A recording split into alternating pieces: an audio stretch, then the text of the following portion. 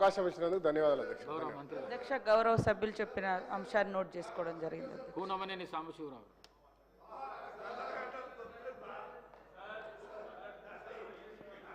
Thank you sir. నేను ఆర్టీసీకి సంబంధించి మీ దృష్టికి తీసుకురావాలనుకుంటున్నాను.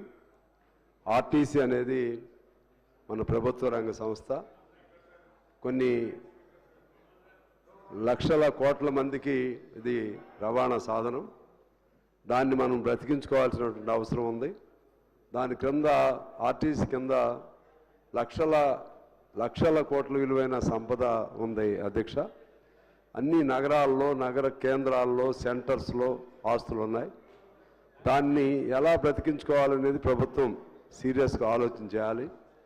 వాళ్ళకి సంబంధించినటువంటి పిఆర్సీలు కానీ ఇతర అవి గత ప్రభుత్వం నుంచి ఉన్నటువంటి బకాయిలు రాలేదు. ఇప్పుడేదో ఒక పిఆర్సీ ఇచ్చామంటున్నారు.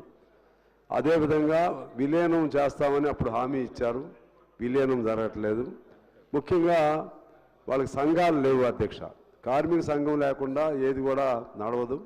వాళ్ళు చాలా ఒక దిక్కులేని అనాథల్లాగా రోడ్డు మీద వాళ్ళకి ఏదైనా బాధ వస్తే ఎవరితో చెప్పుకోవాలో తెలియని పరిస్థితిలో ఉన్నారు.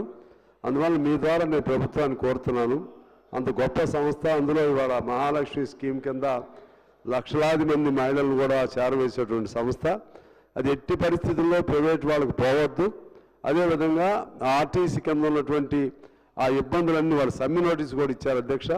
సమ్మె జరగకుండా వాళ్ళని పిలిచి ఏ మేరకు మనం పరిష్కారం చేయగలుగుతాము, పరిష్కారం చేయలేనటువంటి అంశాలకి టైం తీసుకుని ఆ విధంగా చర్చలు జరిపితే బాగుంటుంది.